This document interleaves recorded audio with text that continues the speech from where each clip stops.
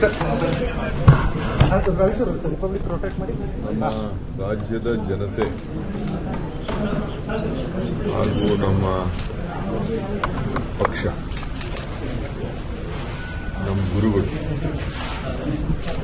ಎಲ್ಲರ ಅನುಗ್ರಹದಿಂದ ನಾನೇನು 45 ವರ್ಷ ಹೋರಾಟ ಮಾಡಿಕೊಂಡು ಬಂದ ಅದಕ್ಕೆ ಫಲ ಸಿಕ್ಕಿದೆ. ಹಿಂದೆ ಭಾರತ್ ಜೋಡೋ ಸಂದರ್ಭ ಇರ್ಬೋದು, ನಮ್ಮ ಮೇಕೆದಾಟು, ನಮ್ಮ ನೀರು ನಮ್ಮ ಹಕ್ಕು ಹೋರಾಟ ಸಂದರ್ಭ ಇರ್ಬೋದು, ಹಾಗೆಲ್ಲ ಬಂದು ಇಲ್ಲಿ ಪ್ರಾರ್ಥನೆ ಮಾಡಿ ಹೋಗಿದ್ದಾರೆ. ಪ್ರಾರ್ಥನೆಗೆ ಫಲ ಸಿಕ್ಕಿದೆ. ತಾಯಿ ಕಾವೇರಿ 3 ವರ್ಷಕ್ಕೊಂದ್ಸತಿ ಈ ಒಂದು ತೊಂದರೆ ಆಗ್ತದೆ. ಅದು ಪ್ರಕೃತಿಯ ನಿಯಮ. ಆದರೂ ಕೂಡ ಇವತ್ತು ಇನ್ನ ಸಂಪೂರ್ಣವಾಗಿ ಕೆರೆಗಳು, ಡ್ಯಾಮ್ಗಳು ಇನ್ನೂ ತುಂಬಿಲ್ಲ. ತಮಿಳುನಾಡಿಗೆ ನೀರು ಬಿಡಬೇಕಾದ್ದು ಮತ್ತು ಕಾನೂನನ್ನು ಪಾಲನೆ ಮಾಡಬೇಕಾದ್ದು 2 ದೊಡ್ಡ ಸವಾಲಿದೆ. ಜೊತೆಗೆ ನಮ್ಮ ರೈತರನ್ನು ಕೂಡ ಬದುಕಿಸಬೇಕಾದ್ದು ಒಂದು ದೊಡ್ಡ ಸವಾಲು. ಖಂಡಿತ ರೈತರ ಹಿತ ಕಾಪಾಡ್ತೇನೆ, ನನ್ನ ಕರ್ತವ್ಯ ಕೂಡ. ಕುಡಿಯೋ ನೀರು ಇರ್ಬೋದು, ವ್ಯವಸಾಯಕ್ಕಿರ್ಬೋದು, ನಾವು ಡ್ಯಾಮ್ನಲ್ಲೇ ನೀರನ್ನು ನೋಡಿಕೊಂಡೇ ನಾವು ರೈತರಿಗೆ ಮಾರ್ಗದರ್ಶನ ಕೊಡಬೇಕಾಯ್ತು. ಇವತ್ತು ಇಲ್ಲಿಗೆ ಬಂದು ಒಳ್ಳೆ ಮಳೆ ಆಗಲಿ, ಮಳೆಯಿಂದ ಬೆಳೆ ಆಗಲಿ, ನಮ್ಮ ರೈತರಿಗೆ ಅನ್ನ ಸಿಕ್ಕಲಿ, ಅವ್ರ ಬದುಕು ಕಟ್ಕೊಳ್ಳಿ, ಕನ್ನಂಬಾಡಿ ಕಟ್ಟೆ ಅನ್ನದ ತಟ್ಟೆ. ಇದನ್ನು ಹೇಳಿ ಹಿಂದೆ ಕೂಡ ನಾನು ಕಾವೇರಿ ಪೂಜೆಯನ್ನು ಮಾಡಿಸಿದ್ದೇನೆ. ನನಗೆ ವಿಶ್ವಾಸ ಇದೆ, ಇವತ್ತು ಸುಪ್ರೀಂ ಕೋರ್ಟ್ ಅವರು ಕೂಡ ನಾನು ಕಾವೇರಿ ಪೂಜೆ ಮಾಡಿದ್ಮೇಲೆ ನನ್ನದೇ ಆದಂಥ ಒಂದು ಪ್ರಯತ್ನ, ನನ್ನದೇ ಆದಂಥ ಒಂದು ಸ್ಟ್ರಾಟಜಿ ಇವೆಲ್ಲ ಕೂಡ ಆದಮೇಲೆ ಸುಪ್ರೀಂ ಕೋರ್ಟ್ ಕೂಡ ತಮಿಳುನಾಡಿಗೆ ಯಾವ ಥರದ ಆಗಲಿ, ಬೇರೆ ಯಾವುದೇ ಆಗಲಿ, ಪಕ್ಕದ ರಾಜ್ಯಕ್ಕೆ ನಮ್ಮ ರಾಜ್ಯದ ಸೀಮಿತವಾಗಿ ಡ್ಯಾಮ್ ಕಟ್ಟಲಿಕ್ಕೆ ಅಭ್ಯಂತರ ಇಲ್ಲ ಅಂತೇಳಿ ಸುಪ್ರೀಂ ಕೋರ್ಟ್ ಹೇಳಿದೆ. ಅದನ್ನೇ ಈಗಾಗಲೇ ನಮ್ಮ ಕೇಂದ್ರ ಸರ್ಕಾರ ಕೊಟ್ಟು ತಮಿಳುನಾಡಿನ ಸಂಸತ್ ಸದಸ್ಯರಿಗೆ ಉತ್ತರ ಕೊಡಬೇಕಾದ್ರೆ ಅದನ್ನೇ ಕೂಡ ಅವರು ಪ್ರತಿಪಾದನೆಯನ್ನು ಮಾಡಿದ್ದಾರೆ. ನಾನು ಖಂಡಿತ ನಮ್ಮ ರಾಜ್ಯದ ಹಿತ, ಅದರಿಂದ ತಮಿಳುನಾಡಿಗೆ ಏನು ನಾವು 177.5 TMC ನೀರು ಕೊಡಬೇಕು, ಅದಕ್ಕೂ ಕೂಡ ಆ ಜಡ್ಜ್ಮೆಂಟಲ್ಲಿ ಬದ್ಧತೆಯನ್ನು ವ್ಯಕ್ತಪಡಿಸಿದ್ದಾರೆ. ನಾವು ಅವ್ರಿಗೆ ಕಷ್ಟಕಾಲದಲ್ಲಿ ಬೇರೆ ಕಾನೂನಿದೆ, ಕಷ್ಟಕಾಲದಲ್ಲಿ ಬರಗಾಲ ಬಂದಂಥ ಸಂದರ್ಭದಲ್ಲಿ ಅದಕ್ಕೊಂದು ನಿಯಮ ಇದೆ. ಈಗಾಗಲೇ ವಾಟರ್ ಮ್ಯಾನೇಜ್ಮೆಂಟ್ ಅಥಾರಿಟಿ ಏನಿದೆ ಅವರು ಕೂಡ ನಮಗೆ ಕೆಲವು ಮಾರ್ಗದರ್ಶನ ಕೊಟ್ಟಿದ್ದಾರೆ. ನಾವು ಹೆಚ್ಚು ಕಮ್ಮಿ ಆಯಿತು ಅಂದರೆ ನಾವು ಅನ್ನೆಸೆಸರಿ ನಮ್ಮ ಡ್ಯಾಮ್ ಕೀನ ಬೇರೆಯವರಿಗೆ ಕೊಡಬೇಕಾದಂಥ ಒಂದು ಪರಿಸ್ಥಿತಿ, ಕೇಂದ್ರ ಸರ್ಕಾರ ಕೊಡಬೇಕಾದಂಥ ಒಂದು ಪರಿಸ್ಥಿತಿ ಬರ್ತದೆ.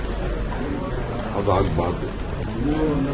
ನಾವೇ ನಮ್ಮ ರೈತರನ್ನು ಬದುಕಿಸಬೇಕು, ಕಾನೂನು ಕಾಪಾಡಬೇಕು. ಇದು ಬಹಳ ಮುಖ್ಯ.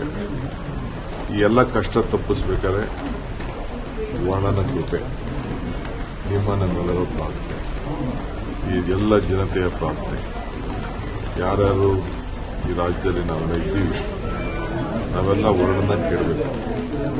ಪ್ರೈಮ್ ಮಿನಿಸ್ಟರ್ ಕೂಡ ಮುನ್ನೆಚ್ಚರಿಕೆ ಗಂಟೆ ನಮಗೆ ಒಂದು ತಿಂಗಳಲ್ಲೇ ಕೊಟ್ಟಿದ್ದಾರೆ. ಅದು ಕೂಡ ನಾವು ಗಮನದಲ್ಲಿ ಇಟ್ಕೊಳ್ಬೇಕು. ಅವರಿಗೆ ಆದಂಥ ಮಾಹಿತಿ ಮೇಲೆ ಅವರು ಕೂಡ ಕೊಟ್ಟಿದ್ದಾರೆ. ಸೊ ಈಗಾಗಲೇ ಕೃಷ್ಣ ತುಂಬಿದೆ, ತುಂಗಭದ್ರಾ ಇನ್ನ ಅದಕ್ಕೆ ನೀರು ಬರಬೇಕಾದಂಥ ಅವಶ್ಯಕತೆ ಇದೆ. ಸೊ ಕೃಷ್ಣ ಹೇಳಿದೆ, ಕಾವೇರಿಯಲ್ಲಿ ಇನ್ನ ನಮ್ಮ KRS ಮತ್ತು ಹೇಮಾವತಿ ತಂದಿದೆ.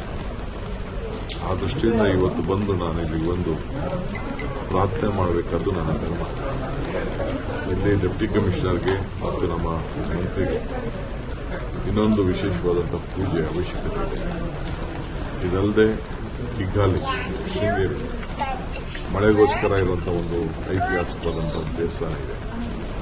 ಅಲ್ಲೂ ಕೂಡ ನಮ್ಮ ಸ್ಥಳೀಯ ಶಾಸಕರಿಗೆ, ಯಾಕೆಂದರೆ ನಾನು ಅಸೆಂಬ್ಲಿ ಇದೆ, ನನಗೆ ಹೋಗಬೇಕು ಅಂತ ಆಸೆ, ನಮ್ಮ ಜಿಲ್ಲಾಧಿಕಾರಿಗಳಿಗೆ ಮತ್ತು ನಮ್ಮ ಧಾರ್ಮಿಕ ಮಂತ್ರಿಗಳಿಗೆ ಸೂಚನೆಯನ್ನು ಕೊಡ್ತೇನೆ. ಅಲ್ಲೂ ಹೋಗಿ ನಾವು ಪ್ರಾರ್ಥನೆ ಮಾಡೋಣ.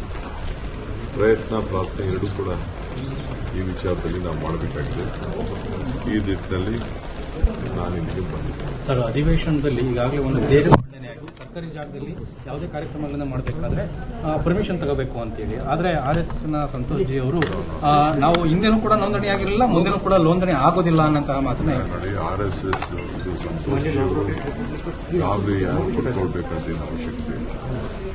ನಾವು ಯಾರ ಮೇಲೂ ಯಾರಿಗೋಸ್ಕರನೂ ಯಾರನ್ನ ಇಟ್ಕೊಂಡು ನಾವು ಅದನ್ನ ಮೊದಲಿಂದನೂ ಅದನ್ನು ಬಂದಿದ್ದೀವಿ. ನಾವು ಯಾರಿಗೂ ಮನಸ್ಸು ನೋಯಿಸೋಕ್ಕೆ ನಮ್ಗೆ ಇಷ್ಟ ಇಲ್ಲ. ನಾವು ಯಾರೇ ಆಗಲಿ, ಯಾವುದೇ ಧರ್ಮ ಆಗಲಿ, ಯಾವುದೇ ಸಂಘಟನೆ ಆಗಲಿ, ನಿನ್ನೆ ವಿಧಾನಸೌಧದಲ್ಲಿ ಮಾಡಬೇಕಾಯ್ತು. ನಾನು ಕೃಷ್ಣ ಬೈರೇಗೌಡರು ಕೂಡ ಬೆಂಗಳೂರು ಸಿಟಿ ನನ್ನ ಪರ್ಮಿಷನ್ ತೆಗೆದುಕೊಂಡು, ಸರ್ಕಾರ ಪರ್ಮಿಷನ್ ತೆಗೆದುಕೊಂಡು ಹಬ್ಬ ಫ್ರೀಡಮ್ ಹಬ್ಬ ಮಾಡಿದ್ರು. ಇನ್ನೇನೇನೋ ಹಬ್ಬಗಳು ಮಾಡ್ತಾರೆ. ನಮ್ಮ ಸರ್ಕಾರದಕ್ಕೆ ಮಾಹಿತಿಗೆ ಬಂದರೆ, ಪರ್ಮಿಷನ್ಗೆ ಬಂದರೆ ಖಂಡಿತ ಅದಕ್ಕೆಲ್ಲ ಏನೇನು ಪರ್ಮಿಷನ್ ಕೊಡಬೇಕು ಖಂಡಿತ ನಾವು ಕೊಡ್ತೇವೆ. ಸಿಬ್ಬಂದಿಗಳನ್ನು ಏರ್ಪಾಡು ಮಾಡ್ತೇವೆ. ಸೊ ಯಾರು ಗಾಬರಿ ಪಡ್ಕೊಳ್ಬೇಕು. ಈ ರಾಜ್ಯದ ಎಲ್ಲರೂ ಕೂಡ ಅವರವ್ರ ಇಚ್ಛೆಯಂತೆ ಕಾನೂನು ಚೌಕಟ್ಟಿನಲ್ಲೇ ನಾವೆಲ್ಲ ಸೇರಿ ಕೆಲಸ ಮಾಡಬೇಕಾಗ್ತದೆ. ಅದರಿಂದ ಯಾರು ಬಿಜೆಪಿಯವರು ತೊಂದರೆ ಮಾಡ್ಕೊಳ್ಳೋದು ಬೇಡ, ಕಾಂಗ್ರೆಸ್ ಅವರು ಮಾಡ್ಕೊಳ್ಳೋದು ಬೇಡ, ದಳದವರು ಮಾಡ್ಕೊಳ್ಳೋದು ಬೇಡ, ಯಾವ ಸಂಘಟನೆಯವರು ಮಾಡ್ಕೊಳ್ಳೋದು ಬೇಡ. ಈಗ ಅಲ್ಲಿ ನಾವು ವೋಟ್ ಚೋರಿದು ಬಂದಿತ್ತು. ವೋಟ್ ಚೋರಿಗೆ ರಾಹುಲ್ ಗಾಂಧಿ ಅವರು ಬಂದಿದ್ದಾರೆ, ಮಲ್ಲಿಕಾರ್ಜುನ್ ಖರ್ಗೆ ಅವರು ಬಂದಿದ್ದಾರೆ. ಸೊ ಆಗ ನಾವು ಫ್ರೀಡಂ ಪಾರ್ಕಿಂದ ಇದಕ್ಕೆ ಎಲೆಕ್ಷನ್ ಕಮಿಷನ್ಗೆ ಹೋಗಿ ಒಂದು ಅರ್ಜಿ ಮಾಡಬೇಕು. ಬರೀ 100 ಮೀಟರ್, 100-150 ಮೀಟರ್ಗೆ ಅದಿತ್ತು. ನಾವು ಚೀಫ್ ಇವ್ರಿಗೆ, ನಮ್ಮ ಅಪೋಸಿಷನ್ ಲೀಡರ್ಗೆ ರಾಹುಲ್ ಗಾಂಧಿಗೆ, ಖರ್ಗೆ ಅವರಿಗೆ, ಇಲ್ಲ ನೀವು ಜಾಥಾ ಮಾಡಕ್ಕೆ ಆಗುದಿಲ್ಲ ಅಂತ ಹೇಳಿದ್ರು. ಏಕೆಂದರೆ ಕೋರ್ಟಲ್ಲಿ ಒಂದು ಪರ್ಮಿಷನ್ ತಗೋಬೇಕು ಅಂತ, ಕೋರ್ಟು ಸುಪ್ರೀಂ ಕೋರ್ಟ್ ಎರಡು ಕೂಡ ಪರ್ಮಿಷನ್ ತಗೋಬೇಕು ಅಂತ ಹೇಳಿದೆ. ಸೊ ನಾವು ಅಧಿಕಾರದಲ್ಲಿದ್ದೀವಿ ಅಂತ ಹೇಳಿ ನಾವು ಅಧಿಕಾರದ ದುರುಪಯೋಗ ಮಾಡಬಾರ್ದು ಅಂತ ಹೇಳಿ ರಾಹುಲ್ ಗಾಂಧಿ ಅವರಿಗೆ ನಾವೇ ಕನ್ವಿನ್ಸ್ ಮಾಡಿದ್ವಿ. ನಾನು, ಸಿದ್ದರಾಮಯ್ಯನವರು, ನಾವೆಲ್ಲ ಸೇರಿ, ಹೋಮ್ ಮಿನಿಸ್ಟರ್ ಪರಮೇಶ್ವರ್ ಅವರೆಲ್ಲ ಸೇರಿ, ನಾವು ಬೇಡ, ನೀವು ಇದನ್ನ ಮಾರ್ಚಿಲ್ ಮಾಡಬಾರ್ದು ಅಂತ ನಾವು ಅವ್ರಿಗೆ ಹೇಳಿದ್ರು. ಏಕೆಂದ್ರೆ ನಮ್ಮ ರಾಜ್ಯದ ಅದು ಕಾನೂನು, ಅದು ಕೋರ್ಟ್ ಕೊಟ್ಟಿರುವಂತ ಒಂದು ಕಾನೂನು. ಕೋರ್ಟ್ಗೆ ಕೊಟ್ಟಂತ ಕಾನೂನಿಗೆ ನಾವು ಗೌರವ ಕೊಡೋದು.